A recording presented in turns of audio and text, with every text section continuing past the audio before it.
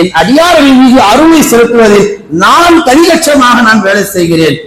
அன்பார்ந்த அல்லாஹ் நல்லடியார்களே, பெருமானார் ஸல்லல்லாஹு அலைஹி வஸல்லம் சொல்லி காமிக்கிறார்கள். ஜாபிர் இப்னு அப்துல்லாஹ் அவர்கள் அறிவித்து கொடுக்கிறார்கள், ரசூல் ஸல்லல்லாஹு அலைஹி வஸல்லம் ஒரு முறை சஹாபாக்களுக்கு மத்தியில வந்தார்கள். வந்த பொழுது சஹாபாக்களிடத்தில் ரசூலுல்லாஹ் சொன்னார்கள், இப்பொழுதுதான் ஜிப்ரைல் என்னிடத்துல வந்து ஒரு செய்தியை சொல்லிவிட்டு போனார்கள். என்ன செய்தி தெரியுமா? முற்காலத்தில் ஒரு மனிதர் வாழ்ந்தார். நடுக்கடலில் நாலாபுறம் உப்பு தண்ணி, அந்த நடுக்கடலில் நாலாபுறம் உப்பு தண்ணீர் அல்லாஹ் தஆலா அவருக்கு மதுரமான தண்ணீரை வழங்கினார். அந்த நாலாபுரம் நடுக்கடல் பகுதியில் மத்தியில் அல்லாஹ் தஆலா ஒரு மலை பிரதேசத்தில் ஒரு புல்பூச்சி கூட முளைக்காத அந்த இடத்தில் அல்லாஹ் தஆலா மாதுளப்பழம் மரத்தை அல்லாஹ் தஆலா அந்த அடியானுக்கு வழங்கினான். ஒரு கட்டத்தில் அந்த அடியானுக்கு அல்லாஹ் 500 வருஷம் அமல் செய்யக்கூடிய நசீபை தந்தான். அந்த மனிதர் இறங்குவார், ஒது செய்வார், பழங்களை சாப்பிடுவார், மதுரமான நீரை அருந்துவார், மீண்டும் மலை ஏறுவார், அமல் செய்வார். இப்படி 500 வருஷம் வாழ்ந்தார்.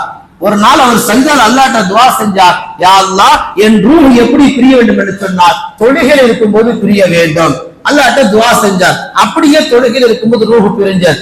ரசூலுல்லாஹ் விவரித்து சொல்கிறார்கள், மஹ்ஷர் மைதானத்தில் அல்லாஹ் அந்த அடியானை சொல்லுவான், மரத்தை கூப்பிட்டு, அந்த அடியானை என் அருளை கொண்டு சுவனத்திற்கு அழைத்து செல்லுங்கள்.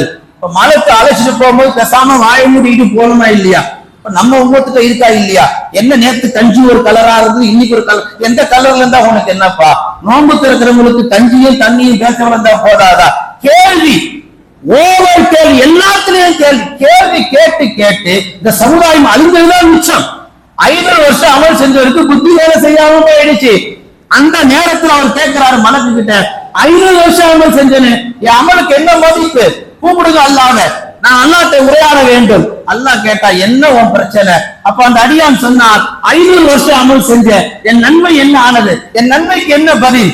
அப்படியா, இவரை சொர்க்கத்துக்கு கூட்டிட்டு போவாதீங்க, நரகத்துக்கு கூட்டிட்டு போங்கன்னு அல்லாஹ். அல்லாஹ்வுடைய பாணி என்ன தெரியுமா? சொன்னா செய்யணும். ஒண்ணு நல்லது பக்கம் போகணுவான், இல்லைன்னா அல்லாஹ் இந்த பக்கம் திருப்பி விடுவான். அல்லாஹ் தான் இருக்க மறுமை நாள்ல நரகத்தின் பக்கம் அழைத்து செல்கின்ற பொழுது அந்த அடியான் கதறுகிறான், கத்துகிறான், ரப்பே நான் தெரியாமல் சொல்லிவிட்டேன், உன் அருளை எனக்கு என்னென்று புரியவில்லை. அல்லாஹ் ஒவ்வொன்னா பட்டியலிட்டு கேட்கிறான், இங்க வா, உன்னை உங்க அம்மாவை எடுத்து உருவாக்குனது யாரு? நான் தானே. உன்னை 10 மாசம் சுமக்க வச்சது யாரு? நான் தானே. உன்னை வெளியே கொண்டு வந்தது நான் தானே. உனக்கு 500 வருஷம் ஆயுத கொடுத்தது நான் தானே. யாருக்குமே கிடைக்காத அற்புதமான வாழ்க்கை நடுக்கடலில் அல்லாஹ் உனக்கு தந்தது நான் தானே. பழங்களே கிடைக்காத அந்த மலை பிரதேசத்தில் மாதுளை பழத்தை தந்தது நான் தானே. இதெல்லாம் நான் தானே தந்தேன். எந்த அடிப்படையில் தந்தேன்? என் அருளின் காரணமாக. இது எல்லாத்தையும் அருளின் காரணமாக அனுபவிச்சுட்டு இப்ப வந்து நின்றுகிட்டு 500 வருஷம் நன்மை எங்கிட்டே கேட்டா நான் சும்மா இருப்பேனா? அப்ப அந்த அடியான் விளங்கினார்,